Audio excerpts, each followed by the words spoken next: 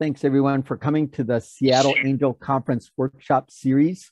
We do this on a regular basis as a way of getting information out to the community about angel investing and how to be an effective entrepreneur. Our goal is to create new angel investors. We do that with the Seattle Angel Conference, and today is the deadline for the Seattle Angel Conference 22. We have a deadline of September 7th for our transatlantic version, which is running essentially in parallel, but 3 weeks shifted. And then we'll do a APIS Health Angels in the spring for health-oriented businesses, since we noticed that health-oriented programs or companies tend to not get the same attention. And so APIS Health will be in the spring.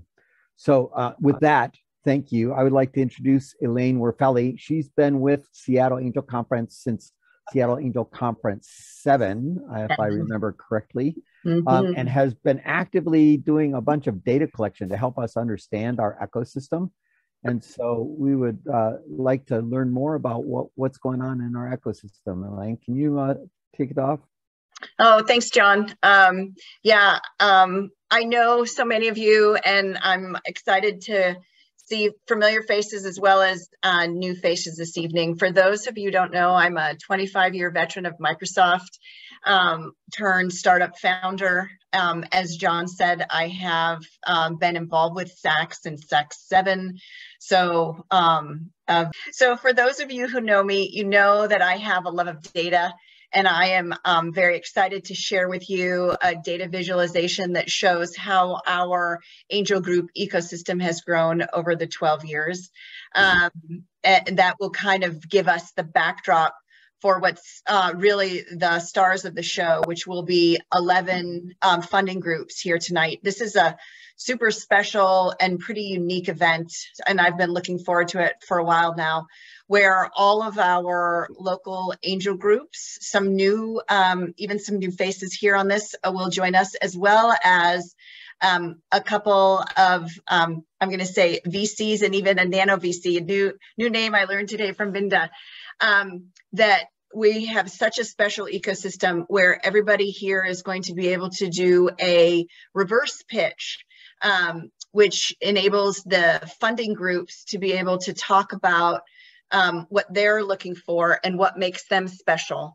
And we'll have those reverse pitches for a good portion of the time. And then at the end, there will be breakout rooms available for you to join in and talk to the funders of your choice. So without any further ado, this is the group of angel groups that we have here in Seattle in the Pacific Northwest. The only one that's missing tonight is Swan. So we'll be able to hear from Seattle Angel Conference, Grubstakes, Virtual Angels, which is new on the scene, so great to have them. Puget Sound Venture Club, and then also new on the scene is Tai Seattle Angels, and it's great to have them as well. And stalwarts of Element 8, Alliance of Angels, SeaChange, and Keiretsu Forum. So super fantastic lineup that we have this evening. We also have First Row Partners and Pack Ventures. And when we think about what does that ecosystem look like and how has it evolved over time, this is where I want to share my view of the ecosystem. And let's start with the timeline back in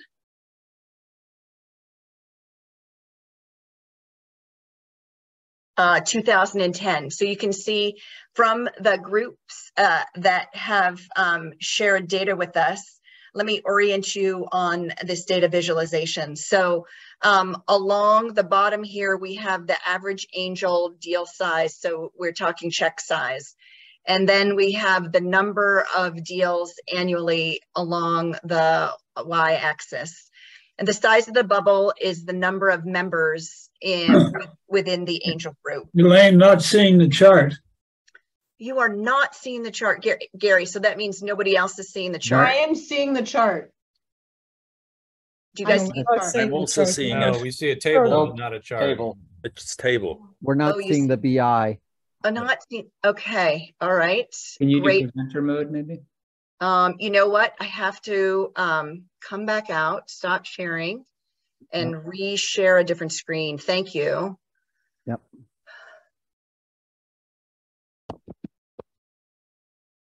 Tell me, can you guys see it now? Yes. Yeah. Okay, awesome. Perfect. So when we think about and we talk about stage of investing, you know, early, pre-seed, seed, going to Series A. So you can watch kind of the size of the deal check as kind of an example that helps us understand that. So as we go through the time period, we can see how the groups in terms of grow in size, change their check size, and increase the number of deals that they do. In 2012 is when Seattle Angel Conference hops on the scene. And so you can see they're represented here by the bubble in the lower left. And as Seattle Angel Conference is one of those very early funders, you'll see they'll stay down here in the lower left.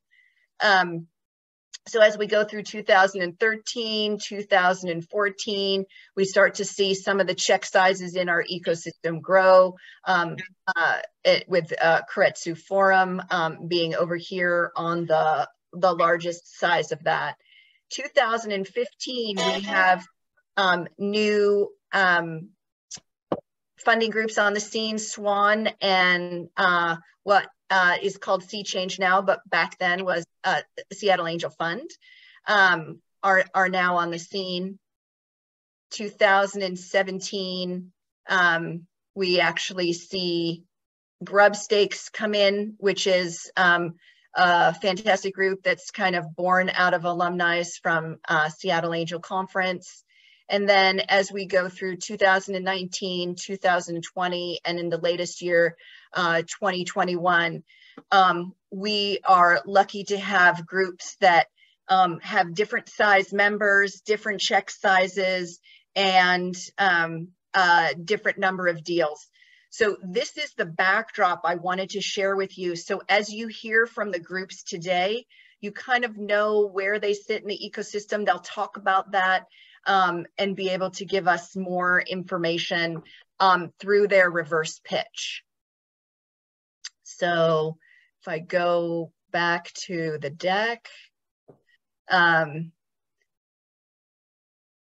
the other thing I just want to make sure you hear is what was the reverse pitch format that we're talking about. So many times these angel groups are hearing the entrepreneur's pitch. And so because we have 11 represented tonight, which is fantastic, we wanted to create a format where they could talk to the entrepreneurs and even potential angels in the audience to talk about the type of organization they are, if there's a sector focus or not, geographic focus, stage focus, what makes them different, and how do they stand out from others in the ecosystem?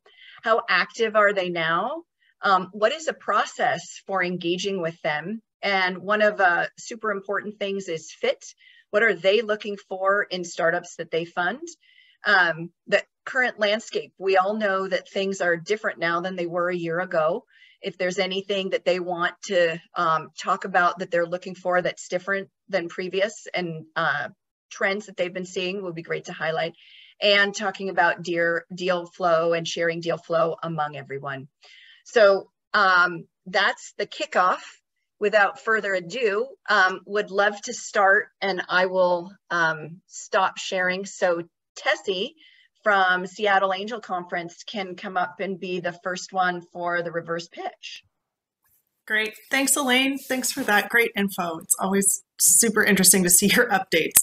I am going to start sharing my screen, so bear with me as I juggle here.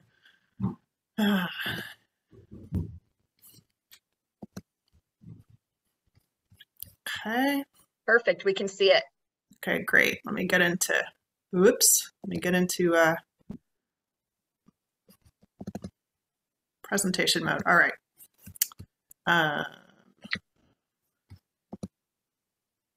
Okay. All right. Seattle Angel Conference. Well, first, a little bit about me. My name is Tessie Decker. I'm an angel investor with a background in product management and consulting. I'm based in Seattle. I am the assistant fund manager for this fall's 22nd Seattle Angel Conference. The fund manager is Alex Alviar. I will also be the fund manager this spring for the 23rd Seattle Angel Conference. I first participated this past spring with SAC and had a really great learning experience, so I'm excited to be more involved. Seattle Angel Conference really has a mission for creating more angels and funding startups. It is an event fund in which all members write a check before, and the winner is determined after a series of rounds, which we'll talk about in a few minutes, by majority vote of the members. So it's not an individual choice through a network. It is sector agnostic, so winners over the years have ranged from clean tech to healthcare. This past spring, the winner was Grist Analytics, a data analytics company that was focused on breweries and fermentation. This conference in the last few years due to the pandemic has gone virtual, but this has allowed it to expand from the Pacific Northwest focus to cover the United States and Canada. It looks at earliest stage companies. So many companies, this is sort of their first formal outside money beyond friends and family, although some are a little further along. It is a learn by doing conference in which investors and founders come together to get educated about this process and about how best to listen to each other. What does each look for, and how can we together get the startups funded? Founders all get specific feedback and the chance to connect with the angel group. The 10-week program is unique in that it allows founders to show progress over time. Many times when angels hear pitches, you have a moment in time, you look at that snapshot and then it's yes or no and you move on. But this allows for a little more engagement and connection over time. For investors, you see this is a real outcome, this is a real check, these are real companies, and you see that impact on these companies and the ecosystem while also getting your own education on whether these companies are investable and connecting with other investors in the same sort of like-minded people. The conference, as I mentioned, happens twice a year. The upcoming fall conference is starting at the end of August. 30 or 40 investor members and usually about 60 founders participate for 150 to 200K final check. Accredited investors join the conference. Oh yes, I'm also a mom. Here comes another angel. Hold on a sec, Lee. Accredited investors join with a $5,000 check plus a $1,000 entry fee, and this small check size to enter is great for investors, especially early in their journey. You know, one piece of advice that I got that I felt was really important was to start slow and start small. And this conference really allows you to do that while still diving into deep analysis on the companies. Founders are accepted on a rolling basis, $100 entry fee, and you can see the sort of staggered, the week by week drumbeat that happens. So we kind of winnow down from a funnel of about 60 or 70 investors vote after 1-minute pitches. 24 move to the quarterfinals for a 3-minute pitch, 12 to the semis for 10 minutes. And then investors together behind closed doors choose 6 finalists, each of which undergo detailed due diligence from a team of investors. There's a final public presentation where the companies pitch again, and then investors, again, behind closed doors, hold their final vote and select the winner. And this year, that will be November 16th. So if anybody is interested, please contact me. There's been a wide range of companies funded in Canada, US, different companies, different business models, exit plans. We feel that while product and market is certainly something that we look at very carefully, the team is especially important. These companies are very early and the concepts may change, the markets may change, but the people are what will be driving the business forward. So that's something that's especially important early. Currently, you know, it's an interesting environment. We are seeing an upward trend in applications. The spring conference had the most founder applications we've ever had. We think that's in part due to sort of the broader geography that the virtual format allows. And there's just been more interest as we grow. Seattle Angel Conference is really, each conference is sort of an individual event. And at that final meeting, local angel groups around town, many of which are here tonight represented, will participate in that final meeting. I would say this for founders too, is that often, even if you're not the finalist, you know, as you go, you build relationships with investors, and many investors will make sidecar investments in companies that are not the winners. So that is a nice side benefit as well. As founders beyond the conference continue to fundraise, those final 6 that received detailed due diligence reports can share, with the permission of the investors, can use that diligence in their fundraising, which is often a nice shortcut and a way to sort of get another perspective that other angels may find valuable. Here's a little bit of contact info. SeattleAngelConference.com is the main website. You can find links there if you're a founder to sign up for the conference. Today is the last day to sign up. Also wanted to highlight, just like this event, so maybe you've already found this, but the weekly free education on Meetup, usually Tuesdays and Thursdays. As the conferences go, meet on Tuesdays. In the fall, it will be mostly Thursdays. There's a YouTube channel. Here's our deadline again, 23rd today for founders. Alex Alviar is the fund manager. Please reach out to him or to me. I'm the fund manager for spring. And there are, as John Seacrest also mentioned, Seattle Angel Conference, you may hear also about the sister conferences, the APIS Health Angels, and the TAC conference, the Transatlantic Angel Conference, which focuses on Europe, but very similar format. So cool. How'd I do on time? Yeah, just a minute over. You did great. Thank you so much. I need the David, timer. Yes. David, could you come up, please?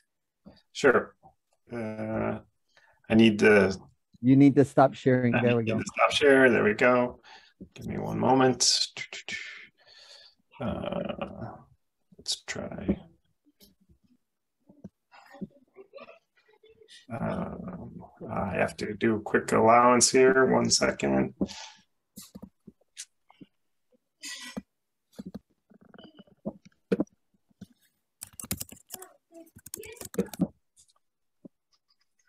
Sorry, I have a new laptop that is requiring some permissions updating here.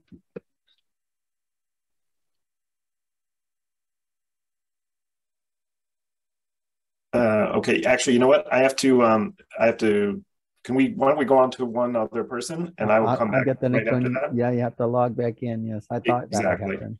Yep. Michael Stein, can you share your screen and come on?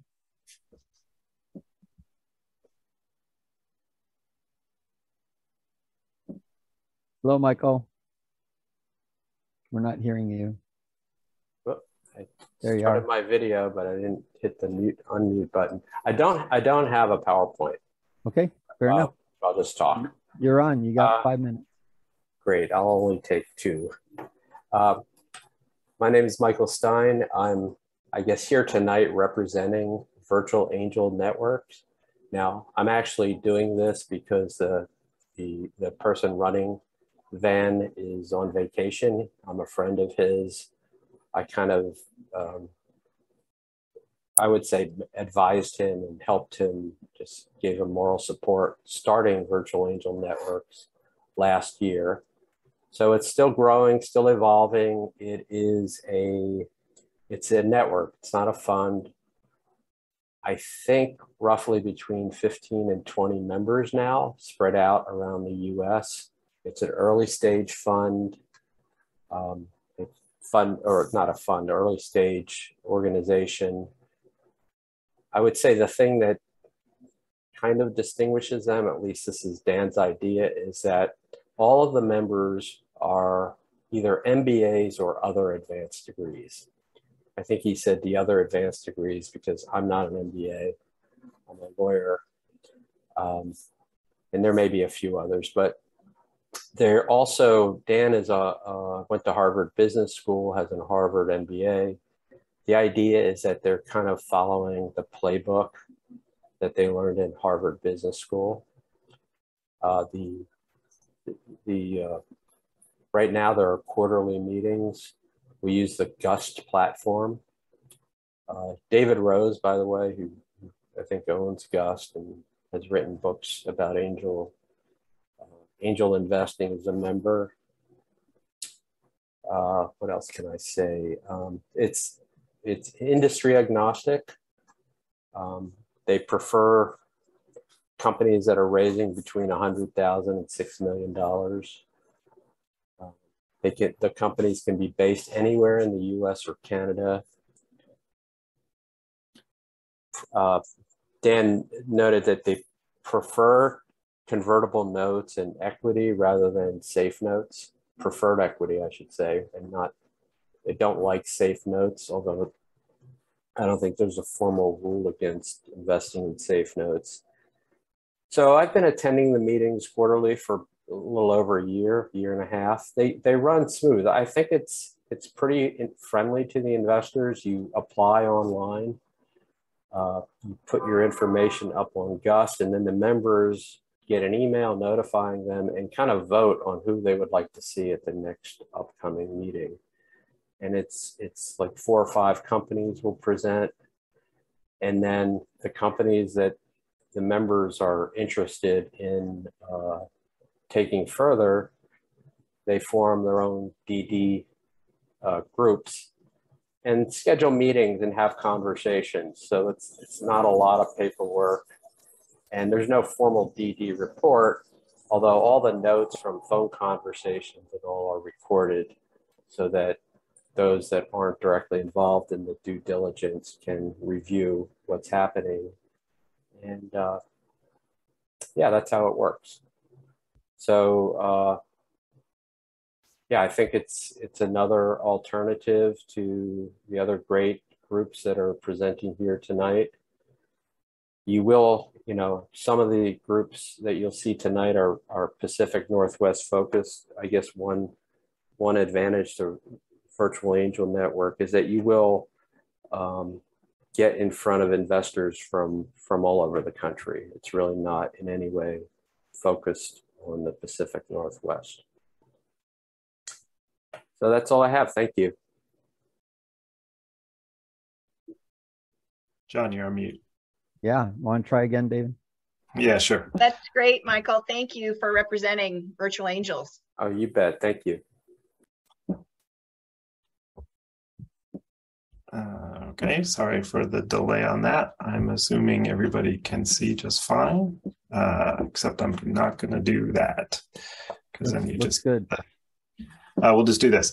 Hi, everybody. David Hoppy here, representing Grubstakes. You can see my contact information there on the slide. Grubstakes is, as you would expect, a group of angel investors here in the Pacific Northwest. Everybody in our network is an accredited investor. Many of us, including the founding members of the group, are alumni, as Elaine mentioned, of Seattle Angel Conference. It's been around for 6 years. I can't believe it's 6 years. I think I've been involved for about 4 years now. We do have a strong Pacific Northwest and Seattle area focus, although I will say, during the pandemic, in the way that sort of changed everything, we're seeing more and more deal flow from outside of the region and taking a look at quite a different broader reach of companies around the country. We are very early stage focused. We're very founder focused. That's what we try to hang our hat on as a differentiator for our group, that we work very hard to make sure that we don't waste founders' time, that we treat them with respect, and that we try to add value as much as we possibly can as we're going along. We're involved in a lot of sectors. I think as I look over the portfolio of invested companies over the last several years, there is a kind of a technology lean to what we do: computing, fintech, analytics, machine learning. here's a little bit on how it works. As I mentioned, we try to be very efficient when companies come in the door. We have our website, which I think John put in the chat, and you can get in touch with us. We ask for materials. There's a core group that kind of screens everything. I'm part of that core group. So we see a lot of deals. Ones that we see that have, certain amount of strength, we will pass on to our larger membership. We'll have a meeting with the founders, go through a due diligence process, and we're always sharing our feedback and trying to give as much information back to the founders as possible. And then we move on to an investment, either whether it's in a group of individual investments or a single syndicate.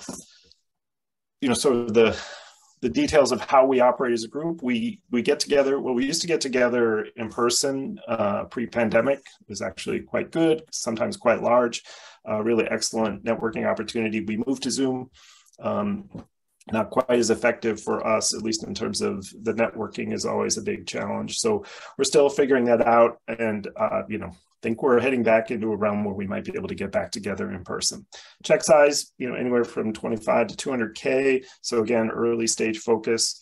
When we do syndicate a deal and pool together a number of smaller checks, and we've set up an LLC. So that means that as a founder, you just have a single entry on your cap table. We deal with all the rigmarole behind the scenes. It's actually not too complicated, but you still get the benefit of a large group of founders if you want that kind of help. We do share quite a bit and are very well connected with other groups in the area, and try to share deal flow or information when it makes sense, and certainly when we have permission from the founders to share. Whoops. When we're looking at opportunities, what we like to see, of course, a strong founding team is always very important. Founder or founding team is important to us. We like to see companies that have maybe had, or founders that have had an exit in the past, or have been, or been in the startup world before and seem to have some familiarity to that. But more important to that than that is what I like to refer to as earned insight, which is something special relative to a market, or maybe some advanced education that gives them an angle that they are onto something that's slightly different than what would be typical.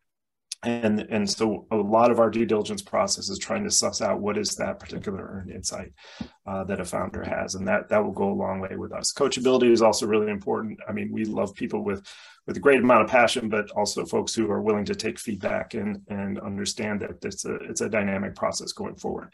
Product traction is really important to us, particularly with real customers. These days we're not so much interested in a great idea that doesn't really get a check from us. We're looking for, but we will look at companies that are showing traction and are on their way, maybe have deals in hand or close at hand, so that they can be pre-revenue, and maybe up to about $500,000 ARR is kind of our sweet spot. And we're also looking for companies with venture scale versus kind of a lifestyle business. Status and outlook, an answer to the questions that were raised before. I think they're excellent questions. Of course, things slowed for us because we're a network, and so it was really hard to network during the pandemic. And then on top of that, things got better in 2021, but then they got too good, almost too much money, chasing too few deals. We saw that quite clearly, and with crazy valuations.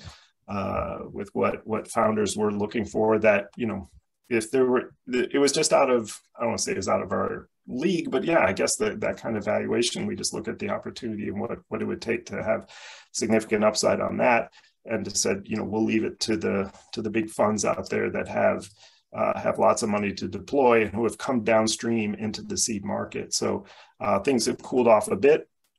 But we're actually pretty optimistic about what's going to be happening here in the back half of the year and going into 2023. I predict that we will be writing checks more aggressively as we get into next year. And of course, as we're able to get back in person and activate the network. So, in answer to that question, that what has changed, I think the answer is what has changed. I think we're still rewriting a bit of history right now and trying to figure out where things are going to go from here. But really looking forward to anyone on here who's got something that they want to share with us. Website is there. It's got a contact form, and we're happy to hear from anyone. Okay, back to you, Elaine or John. Cool. Thank you so much. Gary, could you unmute yourself and come on? Yeah, I'm unmuted. Good. Go ahead. You're on. Oh, hold on a sec here. You know, I sent John this afternoon when I was putting this together, I sent it to Elaine because I realized I had never presented a PowerPoint over the internet. Yeah. And I've got it open. Hold on a minute here. You just have to click on the bottom. It says share screen. Yeah. And then you should be able to share that browser and make it go. You'll notice that Ken shared the tab and didn't do the play screen, but did the other way so that. Oh yeah, there it is. Okay. There you go. Yeah. Hold on a sec here. Everybody see that? Yes, looks good. I'm on full screen. Just a sec, gang. Here Yep, that's fine. You're doing fine. Okay, all right. We see your notes, but that's fine. Okay. Whoops. Well, I'm ahead of the game here. Just a minute. How did I get? We're seeing the membership screen, Yeah, Gary. click on the go back button on the bottom 4 times. Yeah, there you go. Perfect. You got it. Okay, gang. All right. Here we go. And you can see our sponsors across the bottom here. We can skip this. So we were founded in 1985. We were the first group in Seattle. Our sweet spot is the product is done and they're looking for go-to-market money, except for life science. And we do quite a bit of life science. And of course, that's never done. We were 4 states focused all of our life, except in 21, we started going national. Members have invested approximately 1,300 companies for about $209 million. Our largest happened to be in 2020, FLTR, which is a COVID deal. They actually didn't present, but one of our members organized a bunch of us. And our members ended up putting $2.4 million into that deal, and that's by far a record for us. In 21, we did about 90 companies for about $18 million, which is high for us. Historically, we've been down around 10 million. And I expect 2022 to be a down year. We'll just see how much. So membership, we got a cap of 40. Presently, we have 26, which is down a little bit for us. We like to stay around low 30s, so we're on a little campaign. We're 1 million net worth and a history of VC investing. Plus, we circulate your name to the membership and have a 2 black ball system. Deal flow. You can see we have numerous sources, members, Keiretsu, parties, third parties, website. The beginning deal flow procedure is mainly it's me, do a 30, 45 minute Zoom call. And at the end of the call, if both parties agree, they send out an exec summary. If they get, and we charge $150 to do that, by the way. If they get a little bit of interest, they go to screening on first Tuesday. If they're approved, they present second Tuesday. And the company getting the most interest at the regular meeting, we have a DD due diligence on the third Tuesday. And obviously, members can contact the companies directly based on the executive summary mailing. And that's kind of it. I put this slide in the front, and I put it up again. We were founded, I mentioned, in 85, and in the spring of 86, this guy came in. One of our members invested, and he actually invested quite a bit, one of our active members at the time. And this guy presented, and he was really good, really professional. And we had about 15 members then. And at the end, it was unanimous who would pay $1.25 for a cup of coffee. And of course, you know that Starbucks. Actually, it was Il Giornale then, and later Howard ended up buying Starbucks. So that's it, gang. Thanks so much, Gary. Really That's great, appreciate Gary. it. Sharish, can you come up and talk about Thai Angels and Z5? Gary, can you stop sharing, please? Yeah, and how do I do that? On the bottom, it says stop share. Yeah, hello. Hello. Yeah, you can hear me now, Mr. John? Yes. Yes.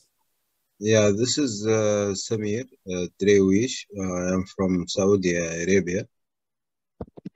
Yes. Hold on just a sec. We still have Gary's slides up.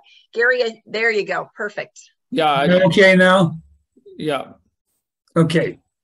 Yeah. So hi, this is Shirish Netkarni from Thai. I'm on the board of Thai Seattle. I don't have a presentation. I'll just talk through some of the points that others have made.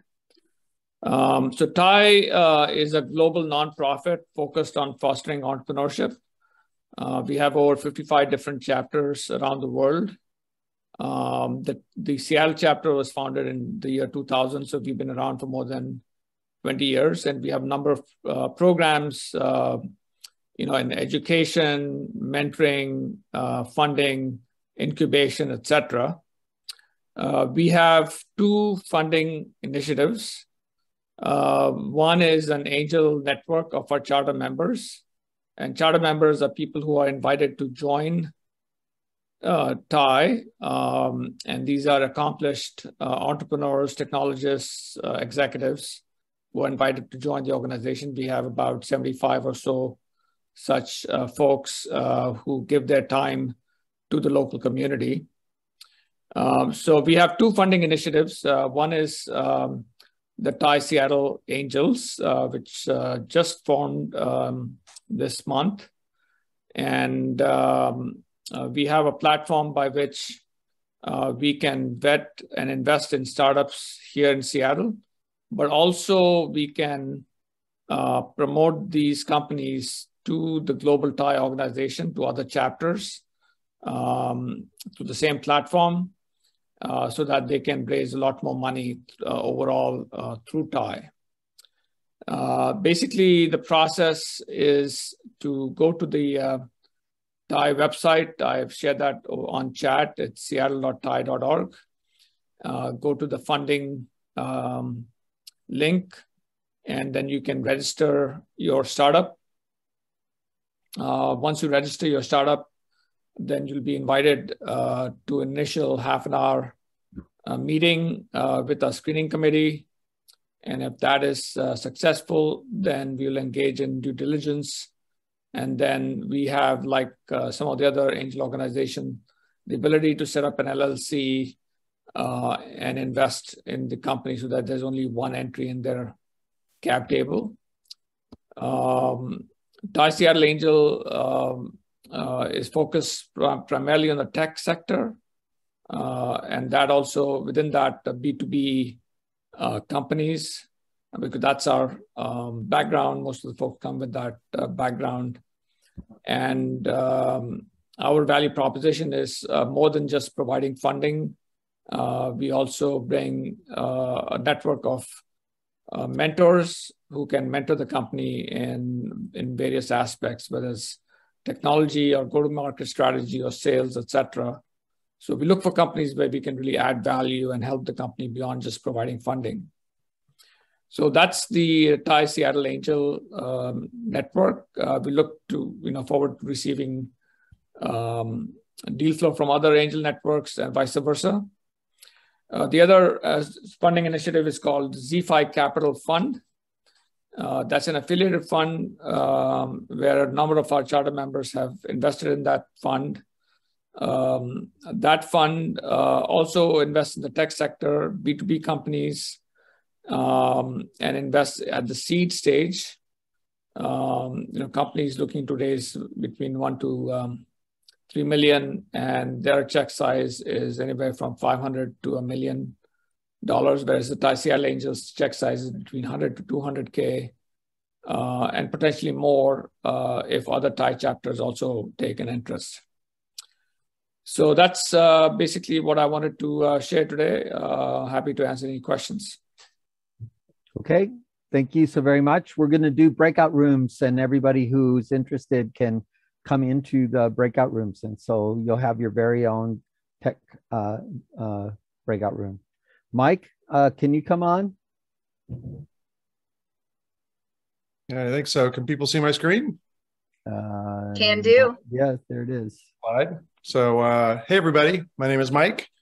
I'll keep this fairly short because I think hopefully if you're in the clean tech space, you're aware of E8. But whether you're thinking about it or interested on the investor side, I wanted to give everybody a quick intro. So, you know, this is obviously a special time for clean tech or climate tech. You know, this is our mission in terms of accelerating the transition to a prosperous and cleaner world. We definitely have a double, at least, bottom line in terms of impact and returns. And everybody's sort of approach to that and their goals are a little bit different, but everybody is at least aligned with both of those. You know, our whole approach for being a early stage investment platform is to remove these barriers, right? In addition to whether it's B2B and some of the other things that people have mentioned, there's a lot of technical acumen that goes into clean tech. So our job is to remove those barriers, whether it's technology, knowledge and barriers, early stage investing, interest. We have a lot of people that are new to the field, including some Seattle Angel Conference alums who want to learn more. So it's a great place to learn. And obviously we offer access to deal flow. We started out 16 years ago, I think, as has been mentioned. We are now very much national and even international. We have somebody that gets up at 5 a.m. in Singapore to attend our meetings. We have London. We have throughout the US and Canada. We're a 501c6. And we've been at this for 16 years, as noted. So that brings us, for investors, you know, it's a complicated space. So it brings certain advantages for being, people have been around the battery block and the solar block and the clean tech block for many, many years and have experience in that. So, you know, I sort of talk about us as a big tent. You know, we're a membership group. Membership is $1,600. But what goes with that is giving people different ways to invest. So we certainly have traditional angel investing down here in the lower left with personal capital. We have a venture fund starting up, if anybody's interested, and that will increase our check size. And then because it's climate tech, we've added the philanthropic side explicitly as well. So we have an impact fund where judges make investments called Decarbonate. And then we actually have had people use individual grants from donor advised funds to invest in individual companies, just like they normally would, and these investments qualify for gains. The philanthropic side is important because of what we do, but we hope, if needed, it's also a nice hedge against market volatility. So, you know, climate change is not going to wait out a recession or two. So if you see a deal you want, you can reach for whatever password or checkbook you want. Very quickly, what this means, though, is our cumulative check size is varies obviously by deal, but 100 to 600K. That doesn't include E8 Ventures or further syndication. But C-Motive is an example of a company that got an investment from Decarbonate, 2 investments from Realize Impact, and then 10 angels contributing personal checks. So it's all going to the same thing. It's all different types of money, but it's all money. This is just a quick look at our rhythm, how we work. We have a screening committee. We have an investment committee. We have a board of directors. We have a variety of members that team together for due diligence teams. Our online application and deal database is now Dealum, having graduated from Proceeder. And then we have 2 pitch opportunities a month, usually around Thursday at noon Pacific, and they're recorded. And then we have other learning and sort of meeting opportunities as we also try and figure out the best way to connect and also connect in person. In terms of value prop for entrepreneurs, this is around, again, our cumulative check size. Having been around the block a little bit, we do have good, productive, detailed technical conversations with entrepreneurs. Hopefully, our hope is that helps hone their pitch and story over time. We also produce a diligence report that has and can be used for fundraising. We have our cumulative check size goes up in follow-on rounds. People like that they're already champions, people are in, and there's a little bit less risk. We do syndicate, and we have a deal now that I'll mention in a second. And then we are a good source for mentors and advisors. I think it was David who mentioned really trying to do an investor-centric diligence process. We're really trying to reinvent sort of what we do and how we do it. We have staff or fellows that manage the process. We're overhauling our process this summer to make it easier for everybody, and we're really trying to bring a new level of efficiency and focus to the diligence process for everybody. We have an online application, and we have a screening pitch and a member pitch. And then just to give you a sense of some of the deals we're working on, we have, so Decarbonate is a summer application, almost a little bit like Seattle Angel Conference. So when angels are off hanging out and traveling and doing family reunions, of us are doing deals and diligence. So we have an agriculture focus, and we have 3 deals now that are coming to a head the next couple of weeks. We have done project finance and alternative types of deals. So Urban X is one with sustainable jet fuel and biodiesel. We have Harvest Therm and Rebellious, a couple others. We've had a recent exit with ESS, and then we're just very excited about the Inflation Reduction Act and sort of what is out there in terms of this sector. So with that said, I'm sorry to take up a little bit of time, but this is our website. This is my email. And if you are interested in pitching or being a part of this in any level, we'd love to hear from you. Cool. Thank you so very much, Mike. Awesome. Really appreciate it. Peter from SeaChange. Hi, can you hear me? Yes. Wonderful. So first off, John, thanks for having me, and Elaine. Out of respect for brevity, I'm just going to kind of freestyle this as a callback to what happened earlier. But here we go. So we're SeaChange.fund. We're an actively managed annual fund with optional investor participation. So investors in SeaChange are able to participate in due diligence and also vote collectively on investment decisions. We're sector agnostic, but I think our portfolio is very reflective of the region, being mainly B2B SaaS and enterprise software. We're focused on the Pacific Northwest and the Inland Northwest. I'd say our eastern bound is Calgary, all of BC, and we go as far south as Medford. However, geographically focused fund has been a little interesting in the past couple of years. So, if there's a member of a founding team that's in Seattle, but it's headquartered in, say, Estonia, we'll consider the opportunity. We focus on pre-seed and seed. We follow on to A and B, but we do not reserve capital for all follow-ons. They're mainly done at an ad hoc basis. Differentiation, we leverage our LPs, as I touched on earlier, in the investment process. So we're able to leverage their learned experiences as well as their networks, not only in assessing investment opportunities, but also in post-investment portfolio support. So we placed a bunch of current members as board members within our portfolio, and it's been very accretive for us. We also lead rounds. We write some of the larger checks in the area at this stage. Decent segue to activity. So since launching Fund 8 in May, we've made, I believe, 5 investments, 1 pre-seed, 2 or 3 at seed, and 1 pre-A. I'm seeing more and more pre-A rounds over the past 6 months. And then process. We have, I won't get into it too much, but we have roughly 3 processes. One is a little bit more time intensive. There's 3 pitches. At the end of the final pitch, we decide whether or not to move into diligence. That kicks off a 3-4 week due diligence process. That is for very early companies. The next would be a fast track where, after the first pitch, we decide to move the company directly into due diligence. Then we can get a deal done there as fast as, I would say, 2 weeks. And then the third is there's a certain amount of the fund that's carved out for management discretionary investments. So, you know, gone are the days of 2021 where it would go from initial intro to, you know, closing in 7 days. But this was something that stemmed from that. However, we still find use for it in very competitive deals.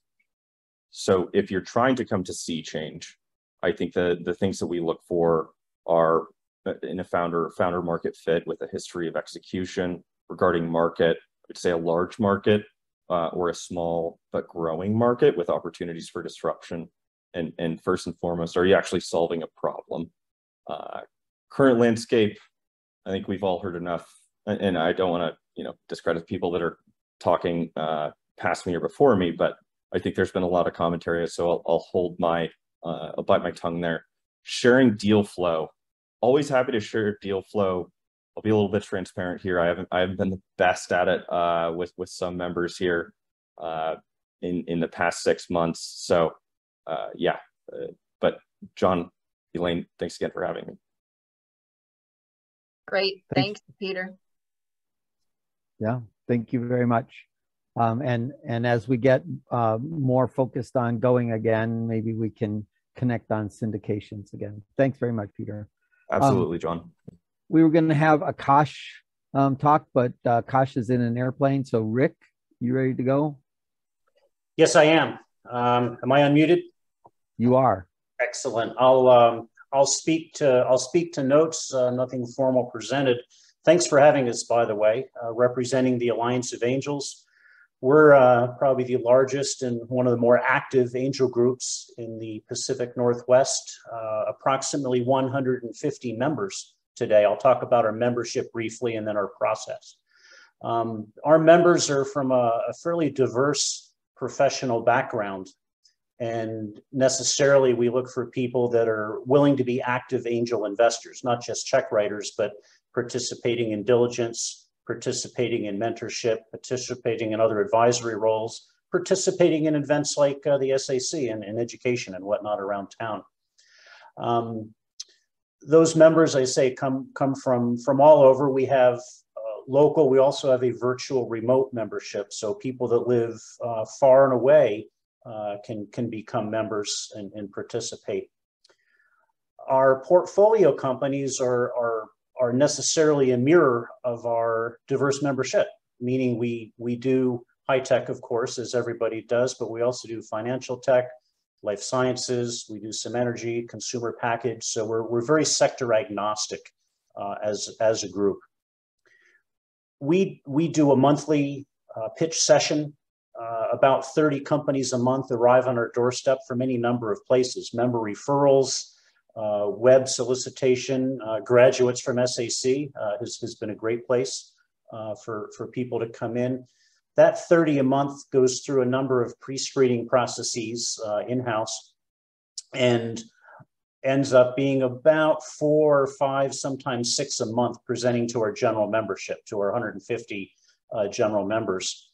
And at that point, we kick off a diligence process of 6 weeks, a fairly rigorous, I'll call it a scientific due diligence process, where we talk to references, look through financial statements, basically validate a business plan, that sort of thing. Investment, typically about 1.5 companies a month get invested, just statistically.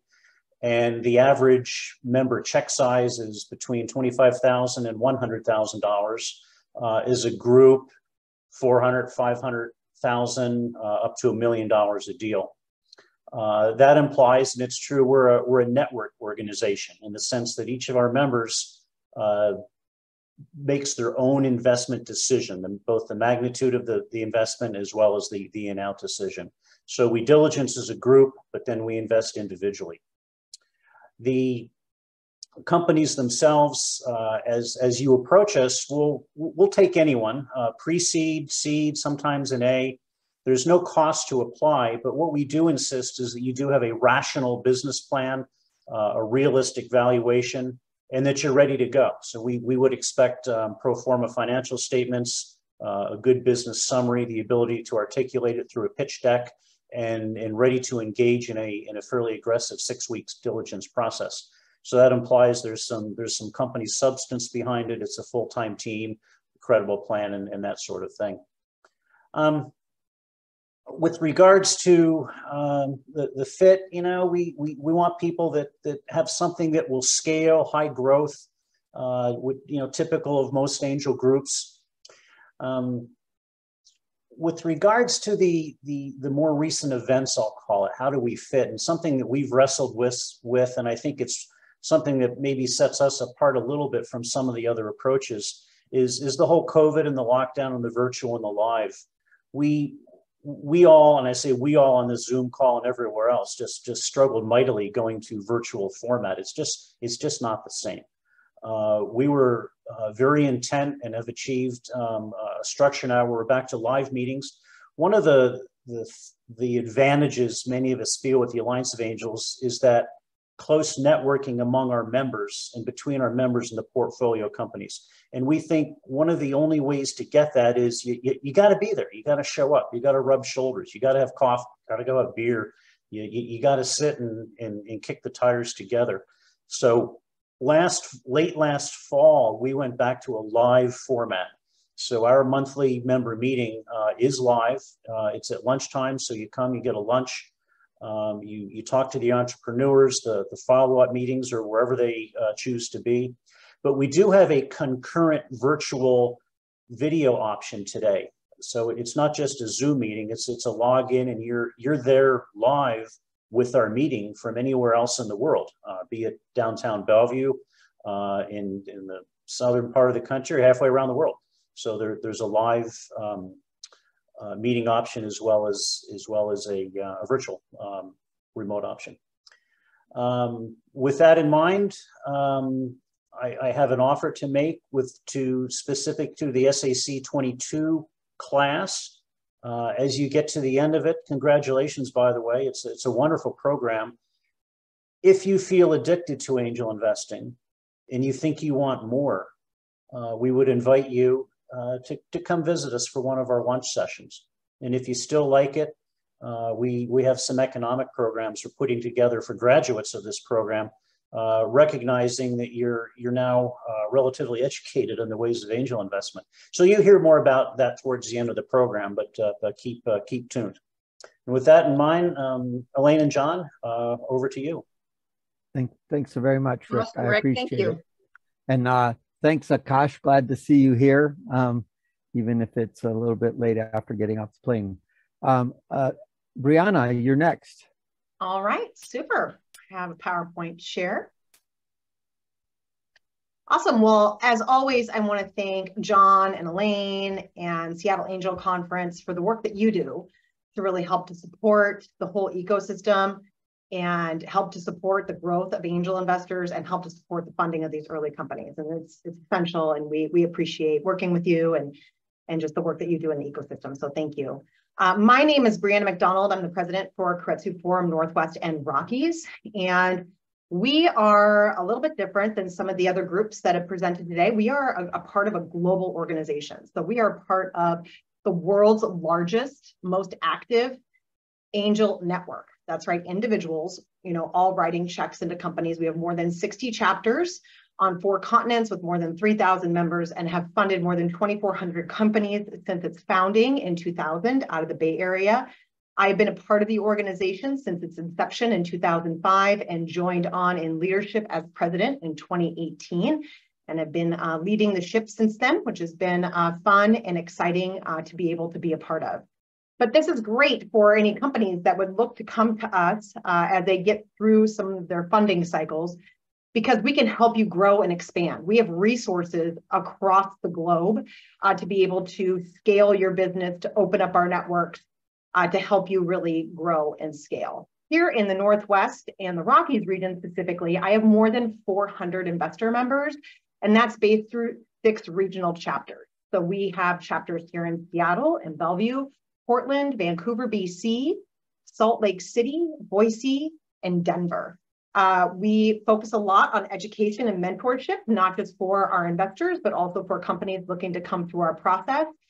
You can always come and chime into my presentation training that I host bi-monthly, as well as due diligence training, which I think, if my memory serves me correct, is happening this Thursday. Last year, our investors were very active, funding more than 62 million into 93 companies, and that's just in our region, not in the rest of the globe. So we have a very active group of investors looking to support across the way. Now, what we like to fund is really this funding gap between 500 to 10 million. Looking at what could be a simple bridge note into a Series A. We also do follow-on rounds with B and C. We have funded many of our companies to date in those later stage rounds of funding, and we're not afraid of higher valuations when you have the traction to be able to support it. And so for those B and C rounds, the higher valuations, those CEOs have come in before. We've been able to see them hit their milestones and their growth. For everybody else on the call today, we need everyone working in this ecosystem in order to make it work. So the SeaChange, the Seattle Angel Conference, the Grubstakes, everybody along the way that is there helping to support these companies get off the ground through pre-seed and seed funding.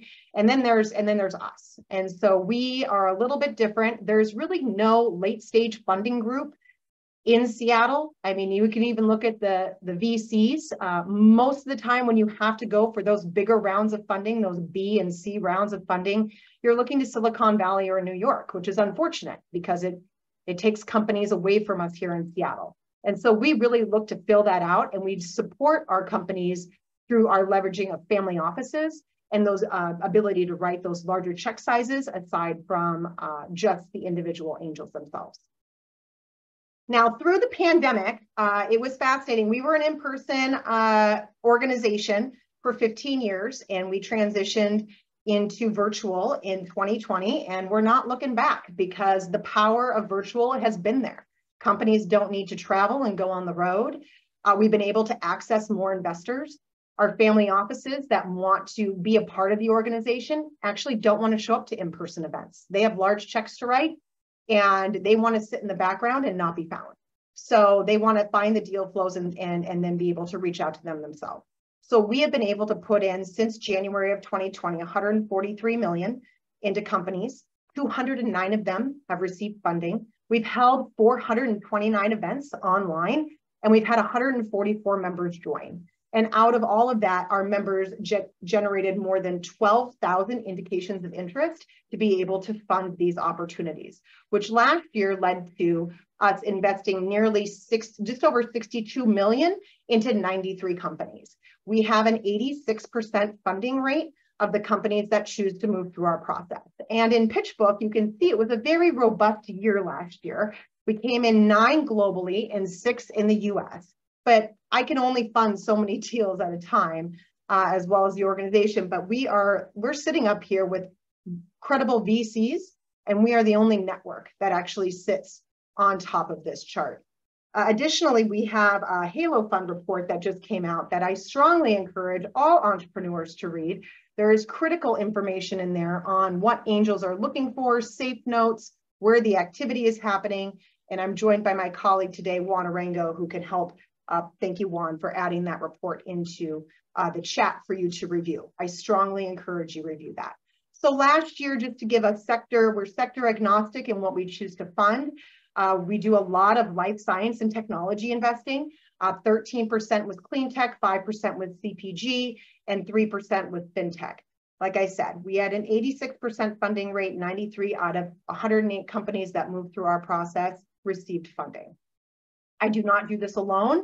I have a full-time staff. We continue to add individuals to our team. They help to support our entrepreneurs across the board, not just for moving through our process, but also being able to move through due diligence and get those boxes checked, because that due diligence process that we have is a little bit more in depth, it's a little bit more engaged, and it's really your first taste of true due diligence before you get to those really difficult due diligence efforts. So our process pretty much encompasses, we have an application through Dealum that you can find on our website. John posted that there, and under For Entrepreneurs, it's listed. And so you have to go in and apply. I do need, if you are a technology company or a CPG company, anything really outside of life science and clean tech, I need at least 500,000 in revenue. And we're looking for significant traction. If you are a life science or clean tech company, we're looking for significant non-dilutive funding to be able to help and support with the R&D. We do not fund R&D. So we have 50 companies that typically reach out to us every month. Most of those are disregarded because they're too early for us, and we look to support them and try to send them to different groups that are on this call to be able to receive the funding that they're looking for. We also have committee review that's broken down, led by our members, to be able to screen the companies and see if it's a good fit for us or not. They either delay or invite them to move to deal screening. From deal screening, we have about 7 companies each month present at our online deal screening. And of those companies, our members are looking at invite, delay, or deny. And they provide feedback along the way. So we have note takers on the line. We have score sheets that are available. The entrepreneurs understand exactly where they sit at any stage of the game. If they do get invited to move forward to our forums, that's when they would engage with us and we would have our forum meetings. We put on our forum meetings every single month. And we do that in front of about 300 investor members every month on average. And then the other investors that can attend access everything through DLM. From there, the investors choose to be able to move into due diligence or not. And so the companies build due diligence teams of interested investors to be able to move through our expedited due diligence process that now takes about 6 weeks. From there, companies can apply to our Keiretsu Capital Fund for a top-off round of funding after they get more than half their round in the bank. They also move on to our Keiretsu syndication network, and I'm very proud to be able to have syndication partners like E8, Puget Sound Venture Club, and SAC on this call, along with 29 other groups across the country that we support and share deal flow through to be able to help the entrepreneurs get the resources they need, get the network opened up that they need to be able to grow and scale their business, as well as getting all their funding into the bank. So that is me. Thank you for your time. And I'll just leave you with a quote from Elon Musk. When something is important enough, you do it even if the odds are not in your favor. So thank you, Elaine. Thank you, John. Thank you so much, Brianna. Minda, can you come on, please? Yes, I can. That's a hard act to follow. Those are some big numbers. I'm about to give you the nano numbers. I'm Minda Bruce, and I am one of the founding partners of First Row Partners. I think on this call is Karen Kidder as well, who's one of our partners. So it's myself, Yoko Okano, and Karen.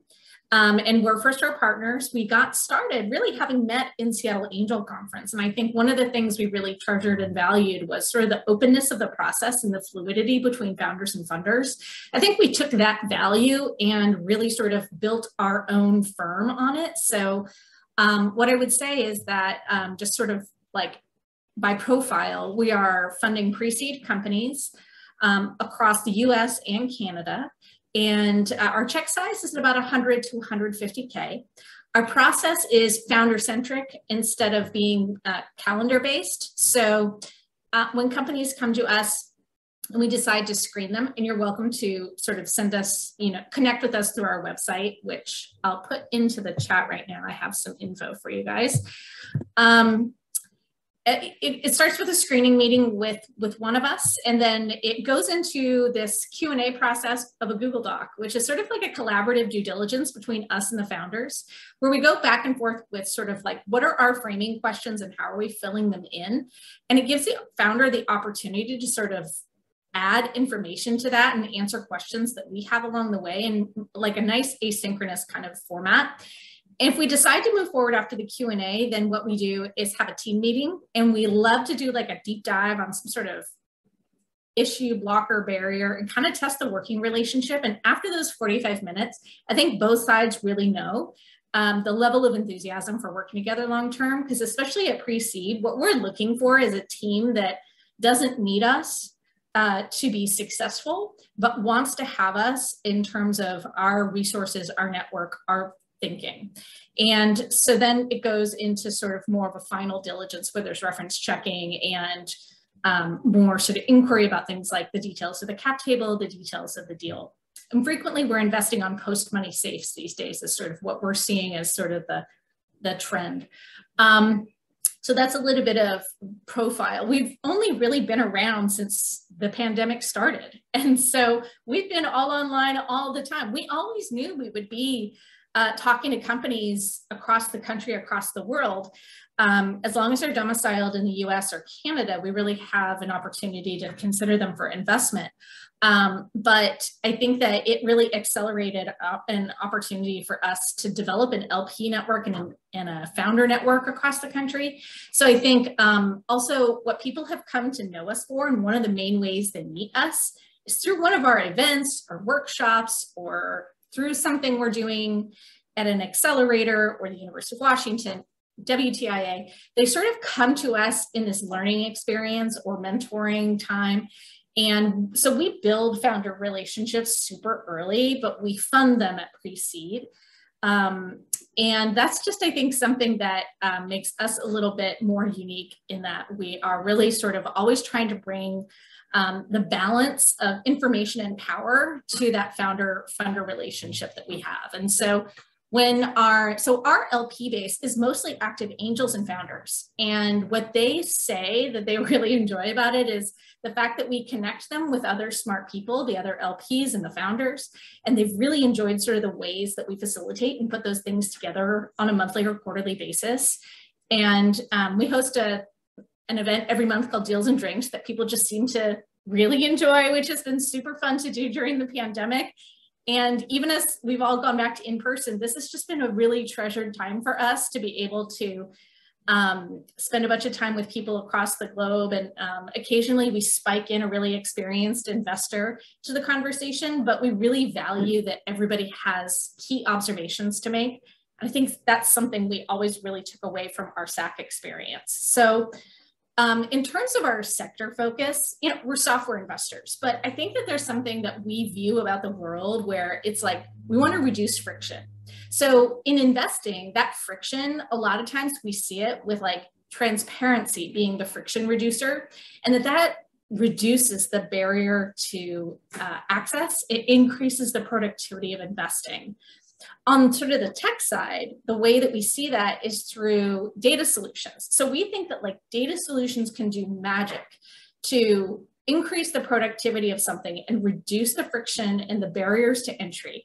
And so examples of that are really all across our portfolio. And so, happy to talk more about our thesis on data solutions and sort of how they pop up in the sectors that we're most interested in. We don't invest in life sciences particularly, but I think that data and data solutions creating that frictionless world is happening in exciting ways in life sciences. So I think there's something to be learned from that. I think as we learn from different sectors, we can sort of apply it across what we do. So that's a little bit about sort of how we view the world, how we view investing, how we work with founders. I would say that we have a really great and active LP group, which we're going to build on as we go forward into future funds, just because that has turned out to be something that leverages our facilitation skills in getting together. And we've always considered ourselves kind of like educators and facilitators, but the UW is taking us up on that in a bigger way. And so we're really excited to be doing some teaching as well. I'll be teaching at the Foster MBA School on Monday nights, leading the angel investing class, where the students will get to invest $50,000 across the year. So what's going to be fun is there'll be a sort of a little mini angel fund of $50K available to founders who have, some connection to the Northwest, have some connection to the U, but who want to come in and pitch that group for investment. So the students in that class get farmed out to a lot of the groups that are represented here, like AOA and Keiretsu, and I think we've had some people at E8 and, all across the board. So I'll be really excited to sort of work with this entire network of funders with all of those students. So that's my Monday night. But during the rest of the week, I'm super excited to work with all of our founders and funders and just enjoying this process. And so glad that SAC was my entry point into seeing this, and that I got that transparency and founder funder thing early on in my investing exposure. And, we've just kind of carried it forward. So that is a little bit about us and a little bit about me. And there's details in the chat, so you guys can connect with me if that sounds interesting. Cool, thank you. And Deals and drinks. Yeah. The replacement for Gino apparently. And our last speaker is Ken. Ken, are you here? Hey y'all. Yeah. Yeah. All right, cool. After Ken, we're going to do the breakout room, so everybody will get a chance to visit with each of the groups directly. So hey everybody, John, you want me to go? Yep, go. Cool. So I'm Ken Hornstein. I'm a founder and general partner here at Pact Ventures. And Pact Ventures is a fund that's specifically focused on the University of Washington ecosystem. So what we mean by that are spin-outs, students, faculty, professors coming off campus, but also alumni-founded companies, companies with alumni angel investors, company with alumni on the board. So you just really have to have a connection to the University of Washington. And broadly, it's 3 of us on the team. So myself, my background's from M12, which is Microsoft's venture fund. Also angel investing here in town. And then we have T Zhao. T focuses on healthcare and mostly life sciences. Both T and Beth have been through Y Combinator. T has now sold 2 companies that she helped found or was an early engineer at. And she really focuses on our bio investments. So any of you life science companies, we're happy to talk to you. And then Beth is, she's really a Renaissance woman. So she's a professor at UW in the Human-Centered Design and Engineering Department. She built a medical device company, and she helps on healthcare investments, but really just kind of across the board for us. And so the reason we focus on UW is really we think it's kind of an untapped network and potential. A lot of people don't realize, but UW is second only to Harvard when it comes to federal research grant dollars. They receive about $1.4 billion every year. Over the last 2008 to 2018, we licensed more intellectual property than Stanford, MIT, and Carnegie Mellon combined. We were recently ranked the 17th best global university, so around the world. But when you look at the number of funded founders, despite these really impressive numbers, we're like 20th on the list. So every year we do about 70 companies versus Stanford's roughly 450. So what we've built with PAC is both a venture fund and a community of Husky supporters and Husky alums that want to invest their time and energy in making the next generation of Husky entrepreneurs successful. So when we invest in you, you get access to that network, and we try to connect you for customers or technical resources, whatever we can do to be helpful. Examples of things that we would have invested in, just to give you an idea. So on the software and IT side, you'll see things like OctoML, so AI and ML, given my Microsoft background, and Turi. But we've also got some hardware companies that we look at and do invest in.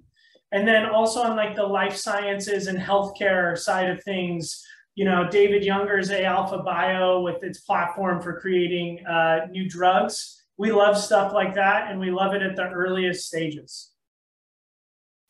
So we've actually invested in almost a dozen companies at this point, and we've put to work in under a year about $2 million. And we will typically invest between $50,000 and $250,000 at a time. We will do this at the pre-seed rounds, we'll do this at the seed rounds, and we'll look at your kind of bridge to A rounds. And really what we want to see is some level of traction. So what does that mean? Because we've all said this in different ways today. That could be revenue, and that would be great. I would love to see you have paying customers, but that could be a beta sign-up list. If you're building a consumer internet product, it's really tough to just immediately sell the product before you've built it.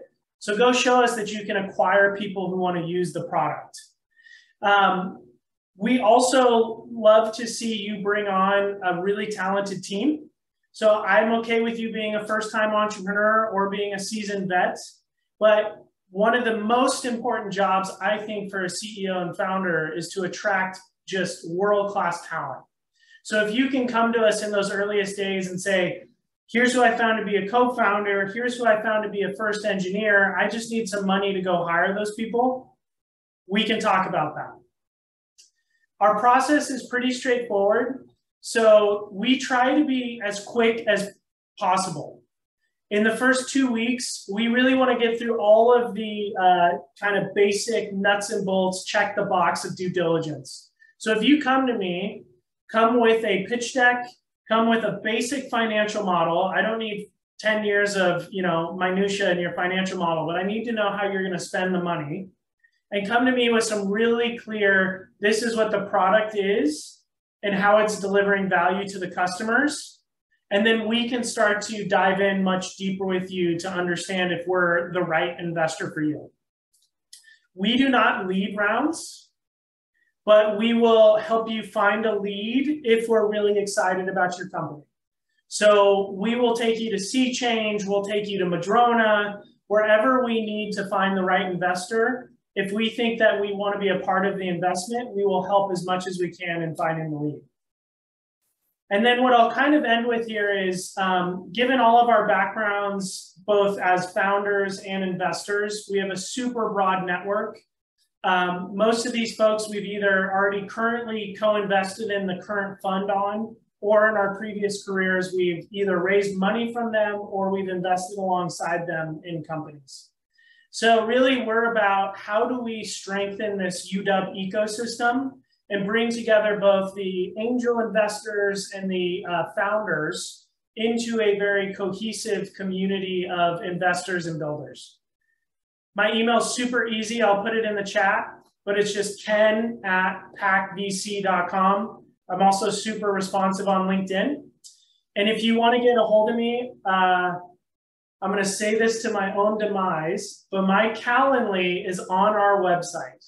And you can book 20 minutes with me, Beth, or T, and you can also submit your company pitch deck, and that will help you route to the right person to work with. So thank you, John and Elaine, and looking forward to connecting with everyone. Cool. Thank you so very much, Ken. Really appreciate it. And so that's the end of our presenters. As Elaine said, there's only one other group, Swan, who's in this early stage. And we didn't really talk upstream about our venture capital Series A type folks. We'll have to do a workshop that direction another time. Elaine, anything you want to do to round this up? I just want to say thanks to all of our speakers. It was great. And this is part of why I love this ecosystem. I learned something else through the pitches. So learning all the time. So thanks everyone for the support. And now it's a great time for people to choose which breakout room you want to continue the conversation.